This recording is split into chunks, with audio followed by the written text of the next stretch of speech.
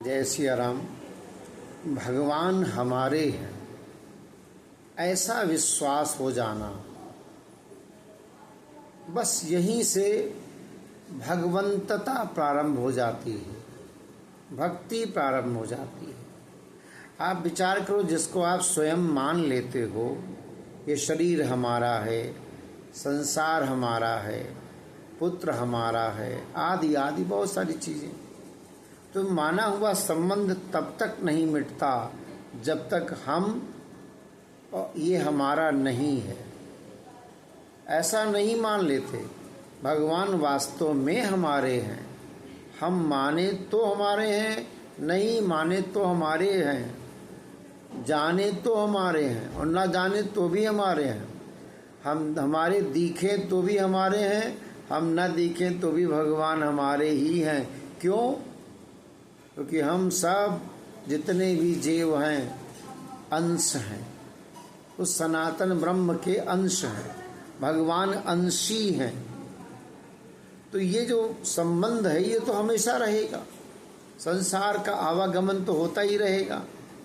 तो संबंध का अत्यंत अभाव स्वीकार जब हम कर लेंगे, ये शरीर प्रकृति है, ये संसार नश्वर है, मैं भगवान का हूँ, भगवान मेरे हैं, ये जब बात हृदय में आ जाती है तब भगवान का नित्य संबंध स्वतः जागृत हो जाता है।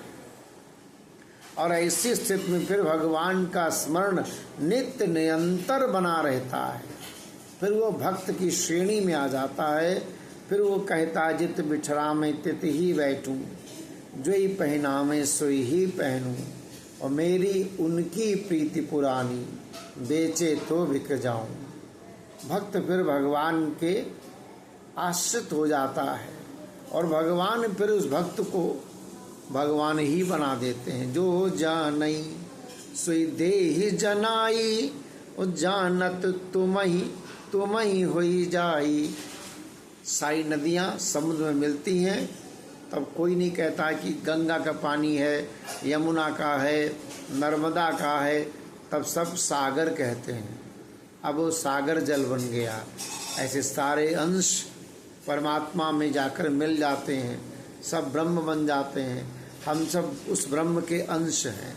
ये मान लेना कि हम पूर्ण अहम ब्रह्मास्मि, ये मान लेना, बस यहीं से भगवंतता प्रारंभ होती है।